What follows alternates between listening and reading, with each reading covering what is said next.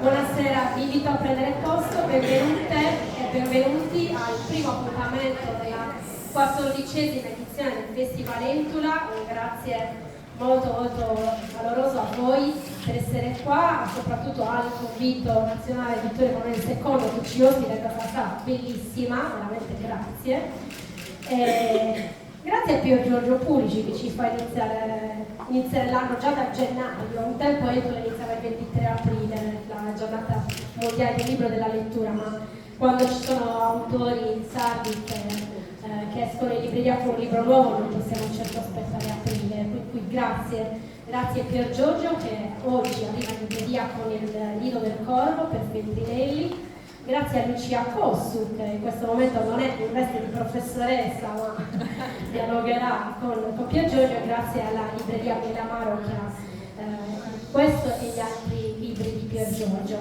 Non vi rubo altro tempo e vi ringrazio.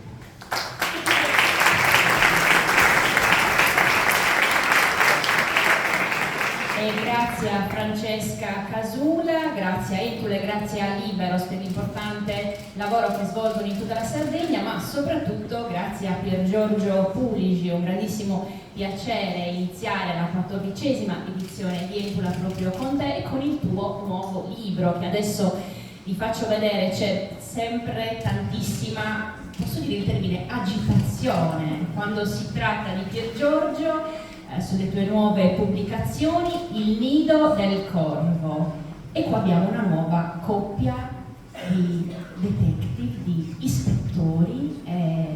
Io, come dire, inizio a guardare le mie unghie e per fortuna le mie mani non sono così tanto belle e quindi non avrò sicuramente problemi. Inizio così con questa battuta, con questo scherzo, perché di che cosa tratta il tuo nuovo libro? Una nuova coppia di investigatori, Daniel Crogu e Viola Zardi. Poi entreremo, vi racconteremo quanto basta per incuriosirvi, ma sappiate che potrete leggere il libro tranquillamente, senza, no spoiler, insomma.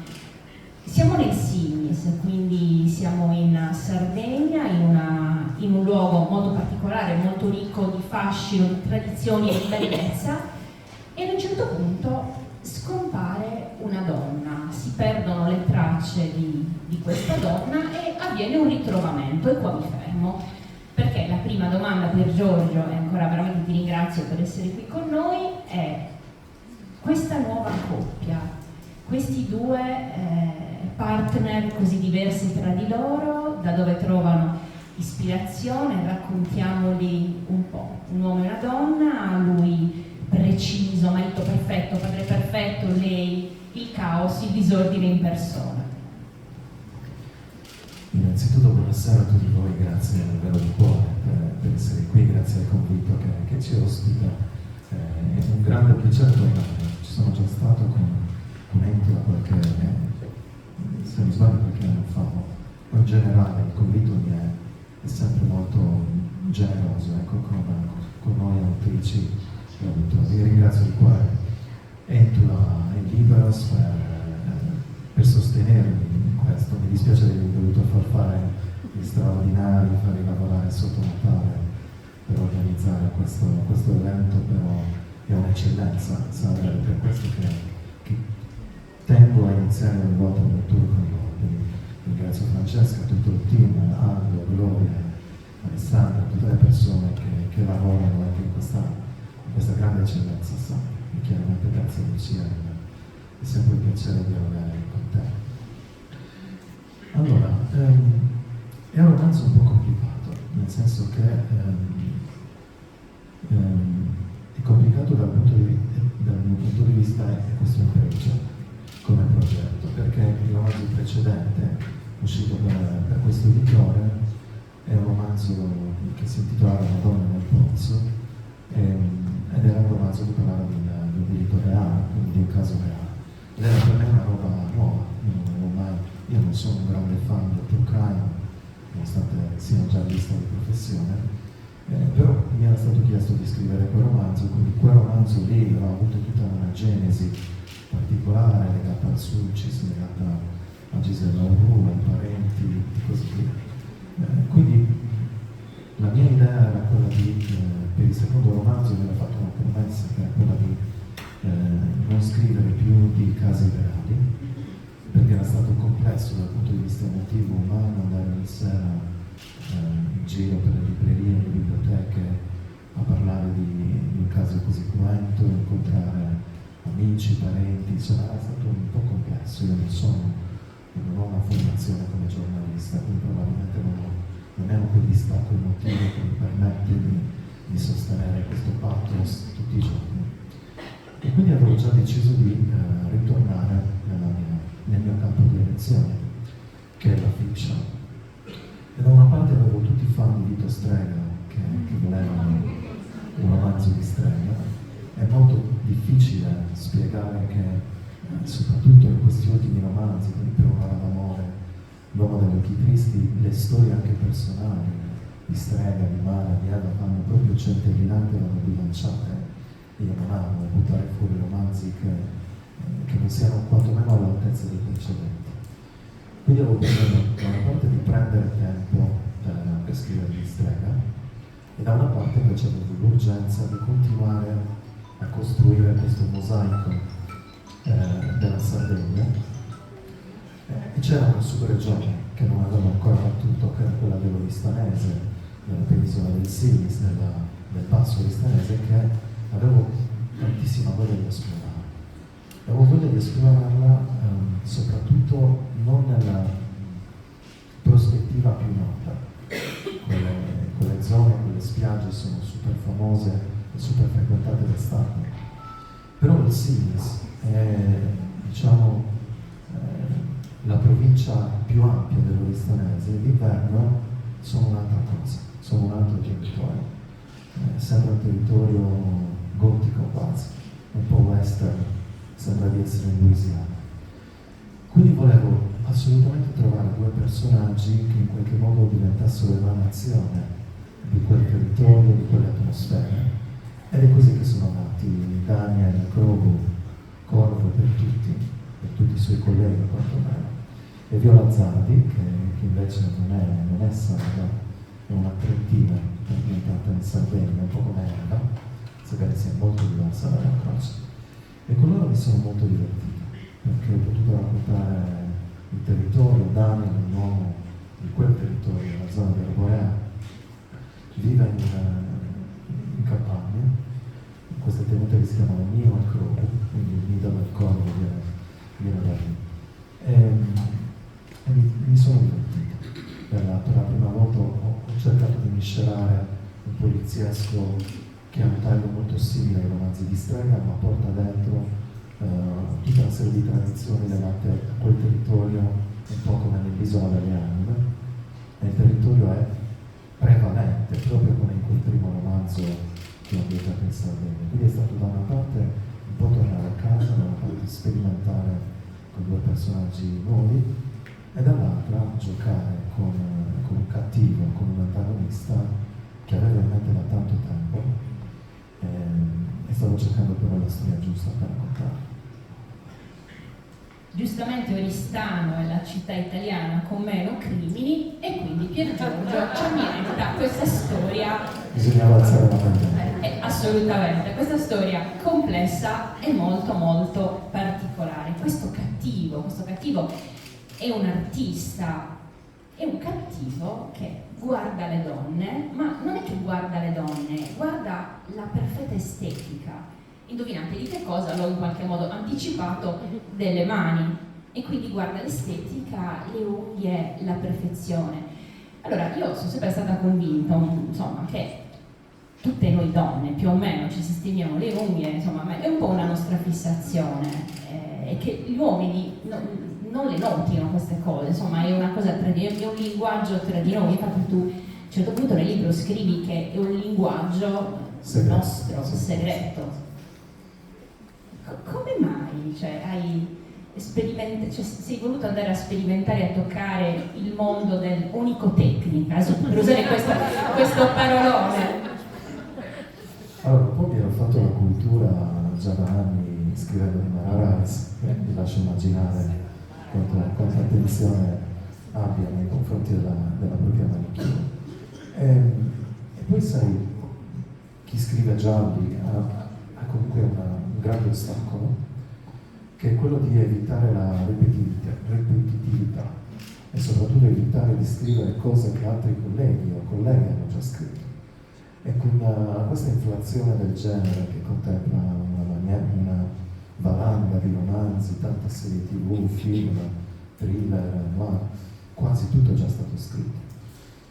Quindi una soluzione per trovare delle cose originali può essere quello di sfogliare un manuale di psichiatria o criminologia e cercare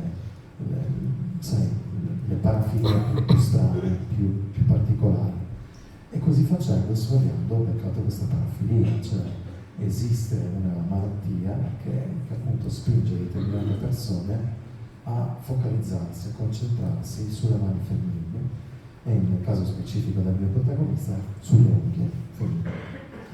E lui lo fa dal punto di vista artistico, cioè per lui oltre ad essere una malattia, una parafilia, diventa anche quello delle mani una sorta di codice, un codice artistico. Lui legge in qualche modo la psicologia femminile a partire da questo linguaggio segreto. Cioè cerca di capire dalla cura che una donna riserva alle proprie mani, alle proprie unghie, se è sposata, se è single, se cerca di avventure, se si sta lasciando andare, se è una donna molto giovane, se è una donna di una certa età, se è una donna che vuole ingannare l'età. Quindi lui nel corso degli anni ha sviluppato questo talento nel leggere le donne a partire dalle loro mani. Ed è chiaramente molto inquietante questa cosa, perché cerca le sue vittime in realtà in due aree. Il primo bacino di vittime è quello delle donne che vanno punite, perché sono apostate di questa religione della perfezione della manicure. Quindi quelle che sono un po', come posso dire, mediocri, superficiali, lui inizia a vederle come delle persone che vanno punite, cioè super inquietanti. Mentre l'altro bacino di vittime, quelle di cui si parla soprattutto nel romanzo, sono quelle donne che invece rappresentano per lui l'armonia assoluta, la poesia, la perfezione, cioè mani che vanno in qualche modo collezionate. Ed è così che lui inizia a giocare con Daria e con Viola e con la polizia. Cioè a un certo punto si capisce che lui questo gioco lo sta portando avanti evidentemente da un po' e inizia per la prima volta però a sfidare apertamente il investigatore. E il fatto che lo faccia nella città più sicura d'Italia non è un caso. Pier Giorgio ci dà un codice, quindi se non volete essere collezionate o se volete essere collezionate, adesso vi dico un po' che tipo di smalto potete o non potete scegliere. Sappi che mi sono attenuta nella scelta appunto dello smalto, mi sono attenuta a queste indicazioni. Il rosso freddo, quello vero, con una sfumatura di blu, era una chiara dichiarazione di intenti, un modo combattivo di stare al mondo. Il corallo urlava spiaggia, anche d'inverno, ingrato, superficiale. La French, spessa, parlava di aspirazione alla borghesia senza averne gli strumenti. La mandorla, corta, se ben centrata, sussurrava equilibrio e raffinatezza. La forma stiletto, quando non era corazza, ironica o esibizione ludica, diventava una maschera. Il glitter era l'adolescenza che non si arrende. Lo smalto scrostato non significava semplicemente non ho tempo, era un abbandono del sacro, una bestemmia nel tempio. Lui si era eletto custode di quel culto, curatore indefesso, il mondo rideva, lui teneva il registro e puniva le apostate. Quindi nella scelta, sappiate, ma il rosso corallo chiama spiaggia, cioè forse è uno dei miei colori preferiti, chiama spiaggia. La solarità chiama felicità, spensieratezza, libertà. Ripeto, lui ha catalogato le donne in base alla loro manicure, alla assiduità con cui vanno la tecnica. Ed è bello, cioè è stato interessante raccontare una donna cacciatrice che dovrebbe dare la caccia a Viola, che non ha alcun interesse nella manicure. E quindi paradossalmente lei potrebbe essere una c'è questo gioco continuo, un po' come nella tradizione dei film thriller come Seven, come Il silenzio degli innocenti, dove diciamo che cacciatrice e preda si scambiano le ruoli di continuo, quindi non si capisce mai bene quali sono i limiti, quali sono i ruoli, perché ci sono tanti colpi di scena, per questo che stiamo girando molto attorno in maniera generale alla trama. È un romanzo veloce, un romanzo che ha il ritmo di un colpo al cuore, sebbene poi ci sia tutta la parte psicologica degli ultimi romanzi, c'è questa attenzione verso il territorio e c'è un'esplorazione della mente criminale, ossessiva, sebbene molto lucida, perché poi questo assassino è estremamente lucido, super intelligente, molto organizzato e sembra conoscere bene, troppo bene, l'investigatore. Hai parlato del gioco, di questo artista, di questa mente così intelligente, così razionale, così preparata, questo gioco che lui inizia a fare con i due investigatori. Hai detto bene, è un romanzo con una trama complessa che non vi sveleremo, quindi continueremo a girare in tondo, ma questo gioco molto inquietante, perché i poliziotti, gli ispettori poi tornano a casa e hanno una loro famiglia, hanno una loro vita, quindi si vede proprio il doppio. La persona che lavora, che indaga con il proprio partner e poi quella stessa persona che però si preoccupa per i propri familiari, quindi rientra a casa e si porta a casa quella preoccupazione di questo personaggio inquietante che in qualche modo riesce a giocare costantemente con loro. Sì, un romanzo che parla tra le varie cose proprio delle barriere, degli argini che noi mettiamo tra noi stessi e il male, tra noi stessi e il nostro lavoro, se è un lavoro che ci espone in qualche modo al burnout, a determinati problemi.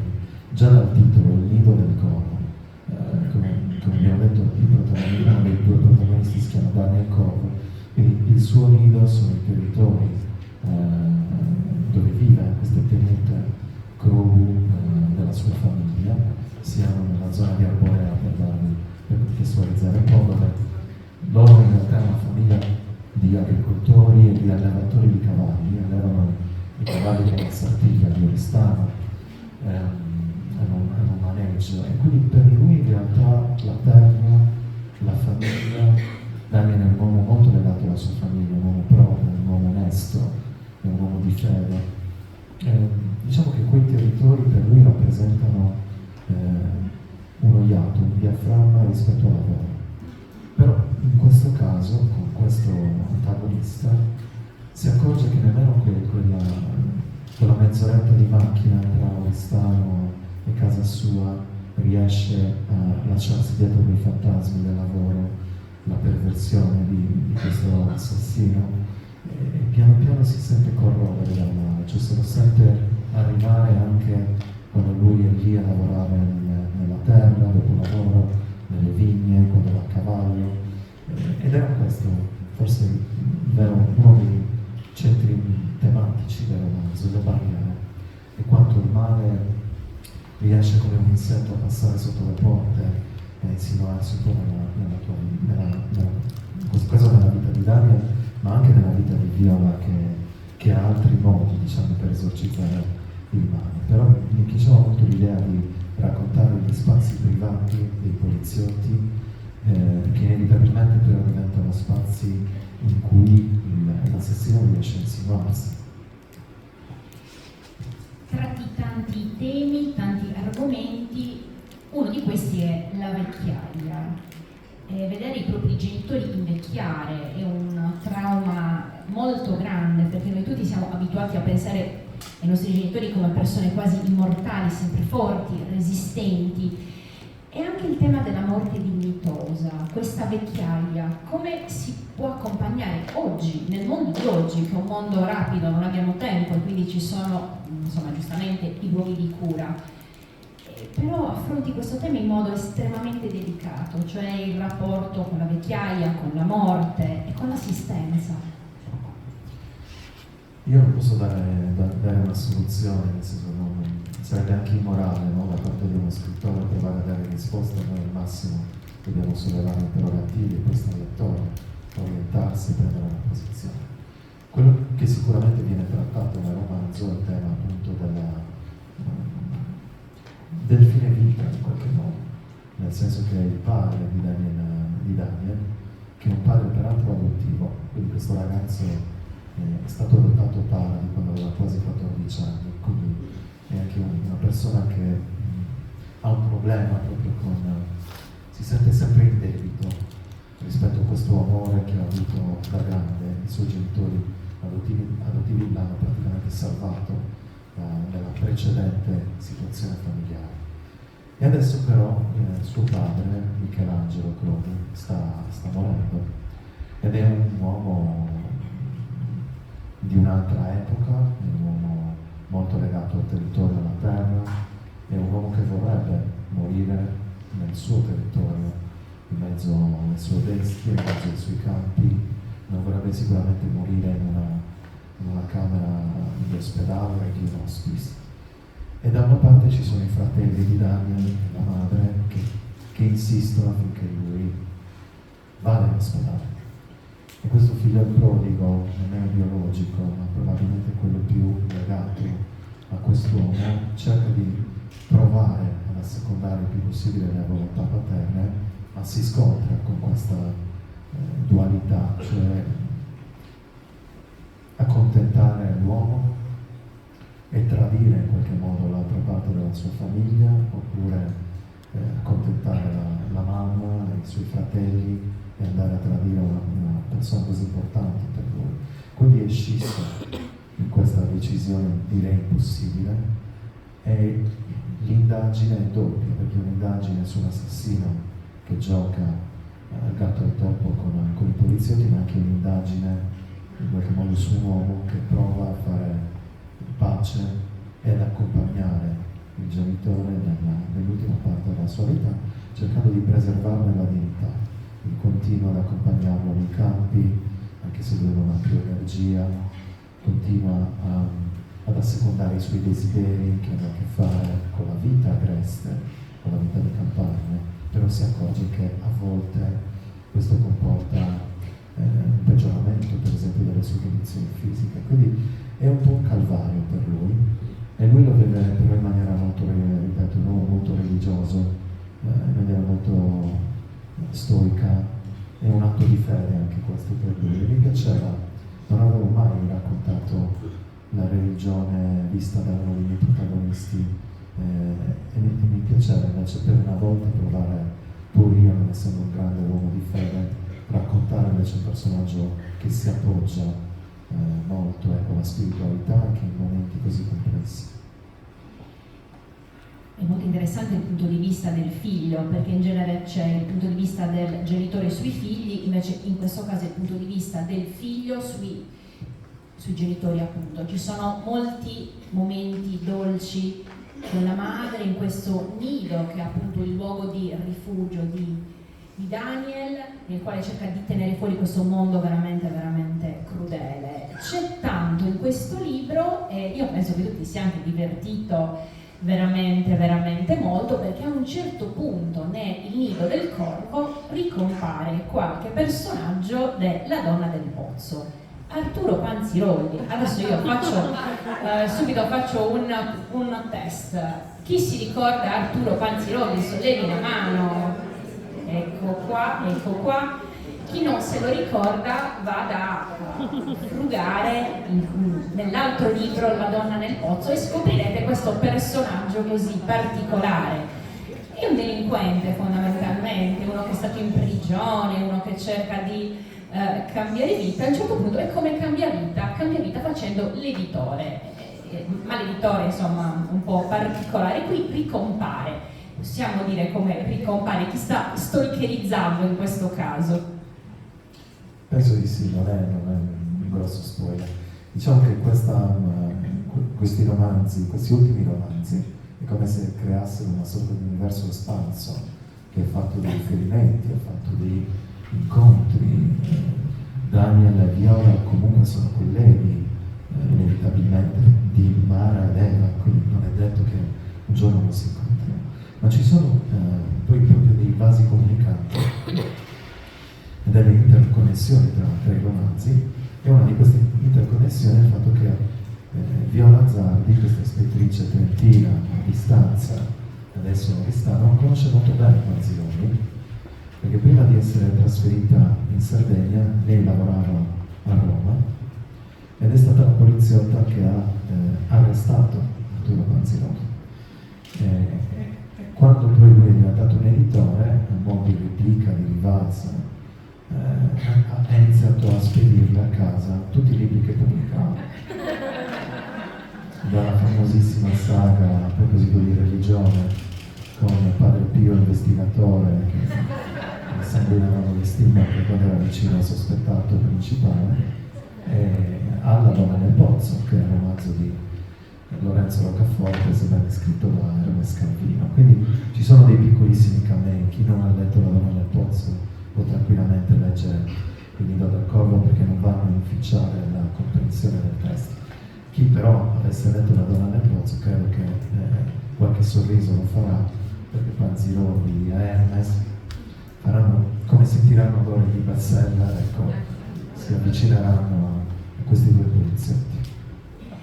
Arrivano proprio quando, diciamo, la storia in qualche modo sembra, ma dall'inizio è molto molto interessante e molto particolare, ma non vi sveleremo nient'altro. I libri è importante che, insomma, che si leggano.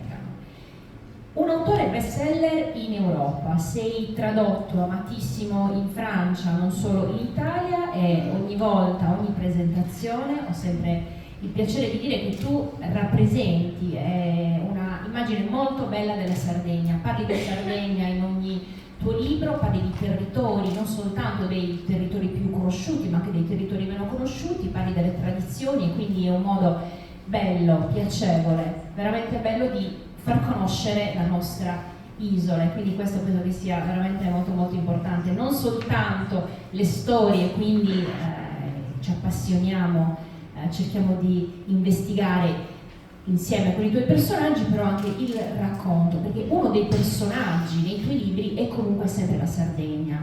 In questo caso è il Sinis, come hai detto prima, meno conosciuto, perché il Sinis degli stagni, quegli stagni infiniti, quella pianura infinita che può nascondere anche un artista. Sì, allora, questo utilizzo, diciamo, del territorio sardo ha diverse funzionalità. Il primo è che, secondo me, il nostro territorio non ha nulla da invidiare quanto a suggestioni paesaggistiche rispetto, che ne so, alla Louisiana di True Detective o alla Baltimora del Silenzio degli Innocenti e così via. Anzi, e credo che sia importante creare un ethos nel nostro territorio a partire da questo genere letterario, ma in generale in tutti i generi letterari. Non è una cosa assolutamente nuova, tante scrittrici e scrittori l'hanno fatto prima di me. Uno tra tutti, Sergio Azzeni, che ha lanciato in qualche modo questa corrente. Poi devo dire che gli artisti sardi non è che abbiano tutti risposto come avrebbero dovuto probabilmente, quindi si era un po' persa questa tradizione. Io ho provato quindi nel mio genere, a elevare il territorio, a renderlo protagonista di queste storie, provando a catturare il genius loci, quindi provando a catturare l'anima dei luoghi che inevitabilmente vanno a contaminare le atmosfere psicologiche di chi quei luoghi li vive o li frequenta.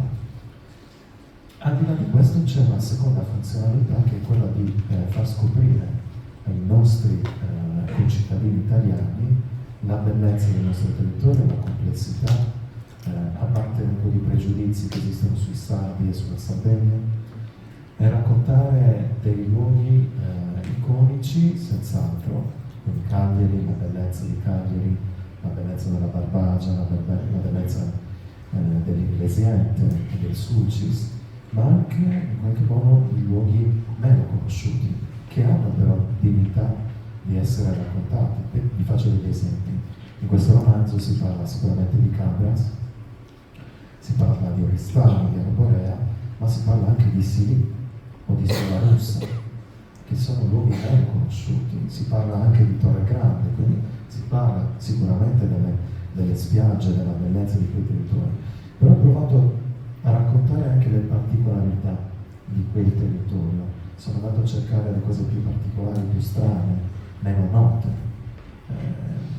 Pochi conoscono Sola Russa perché è stato firmato il trattato da Eleonora d'Arboret, per esempio. Quindi raccontare attraverso il romanzo giallo, anche queste piccole cose, è un piccolo tentativo per far innamorare le amiche e gli amici della penisola del nostro territorio e farli conoscere un territorio diverso però rispetto a quello più patinato, più raccontato dalla pubblicità, dalla promozione turistica. È una cosa che mi piace. L'avevo fatto con tanti romanzi, per mia colpa parlo di Ussara, parlo di piccoli centri che però hanno dignità, a mio avviso, di essere raccontati. E poi è sempre interessante ricevere su Instagram messaggi privati da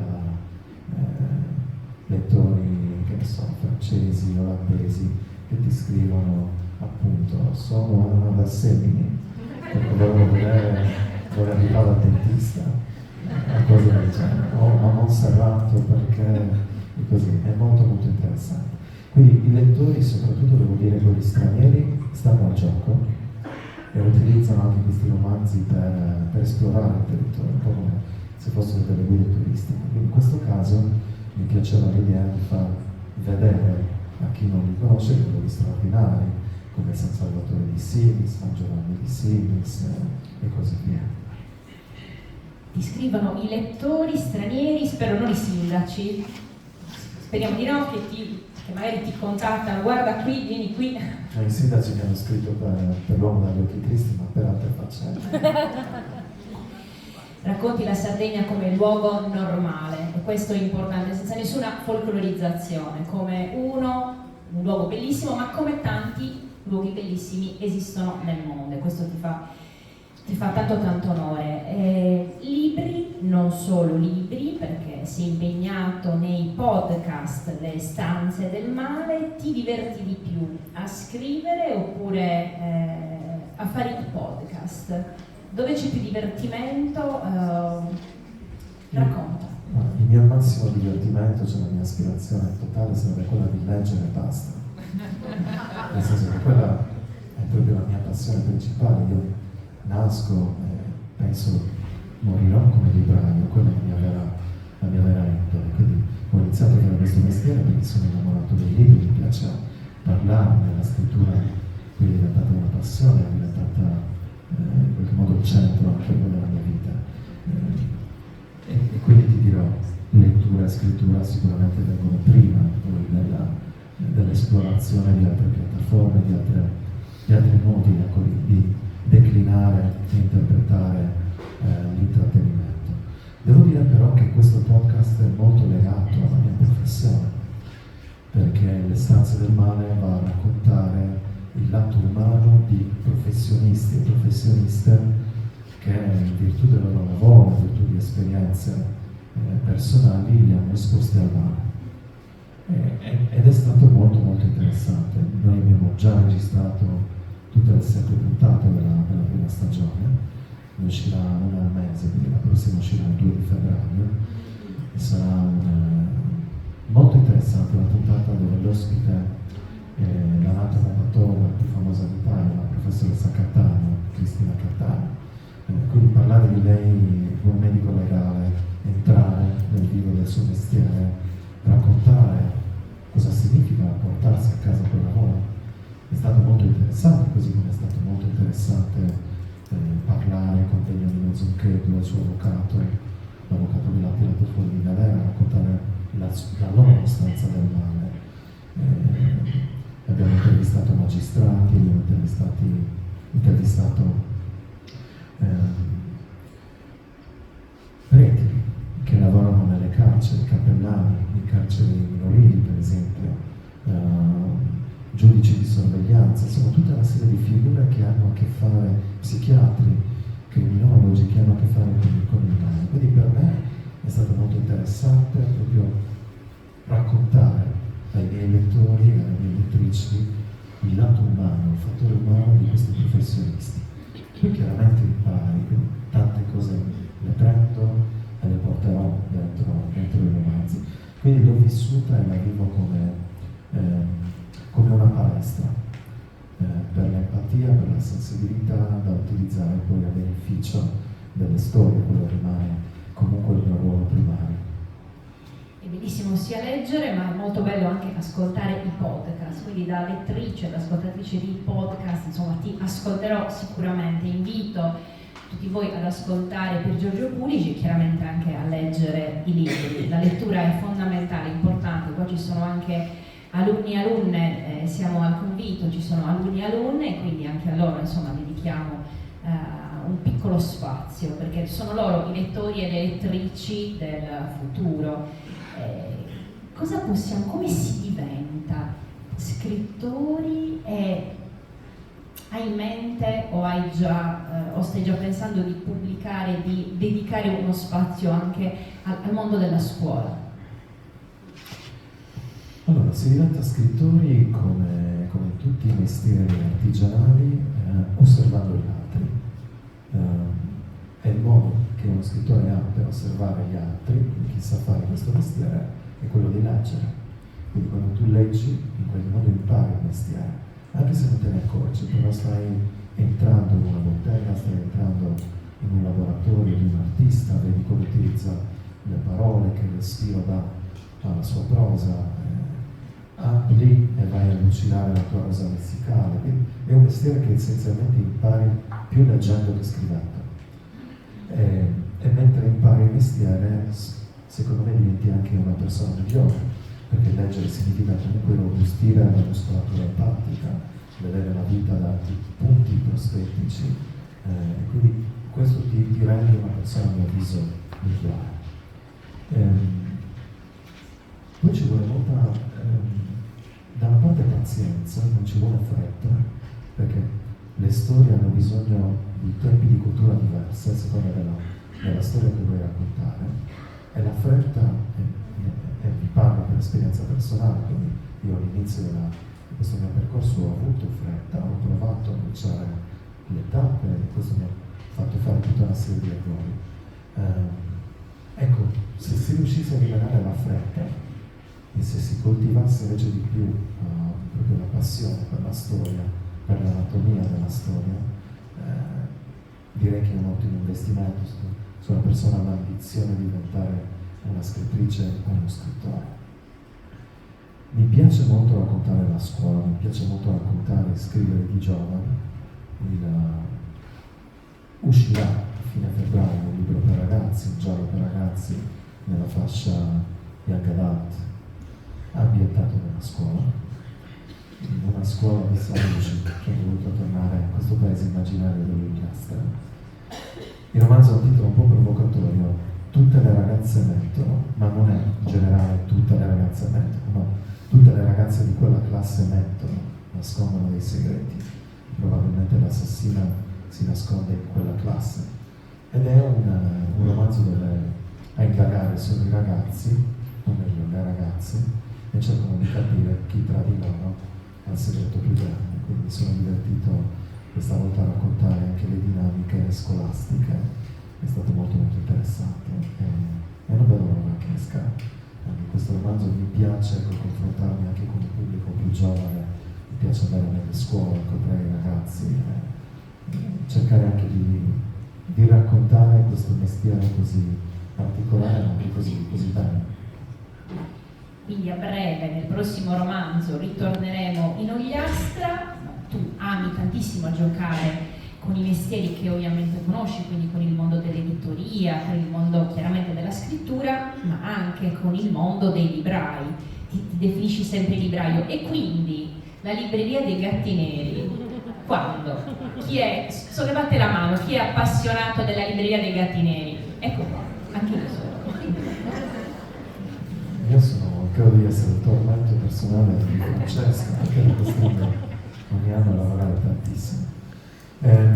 Dunque dovrebbe uscire, dato che io vivo sotto costante ricatto di questa mafia, ormai la conoscete tutti, è quella delle gattare e dei gattari, sotto ricatto degli appassionati di Marzio, e quindi il nuovo romanzo uscirà credo i primi di settembre, si intitolerà Il fattore gatto. E questa volta andrà a omaggiare un altro classico di Agatha Christie, forse quello più famoso, che è 10 piccoli indiani. Sarà un romanzo ambientato in Sardegna, ma in un'isoletta piccolissima della Sardegna. Molto bene, quindi ci segniamo le date. Francesca, prendi nota, abbiamo detto febbraio, abbiamo detto settembre, tra febbraio e settembre presentazioni, ma altri libri no? Sì? Qualche sorpresa ci sarà, non necessariamente qualche sorpresa legata ai libri, però insomma, cerco di sorprendere i lettori il più possibile, quindi state sintonizzati perché qualche sorpresa arriverà. Questo ci fa molto piacere. Un grande applauso a Pier Giorgio Pulici. Grazie per questa chiacchierata. Il nido del corvo, buona lettura. Adesso ci sarà sicuramente una fila lunghissima di persone. Eccoti Francesca, prego. Indicazioni. Grazie Lucia e Pier Giorgio innanzitutto per fare una fila ordinata per il firmacopie che andrà qua proprio ai piedi del palco. Vi chiedo di fare appunto una fila nel corridoio centrale e poi di defluire da quella parte, in modo che chi deve lasciare la sala possa farlo senza intoppi. Grazie.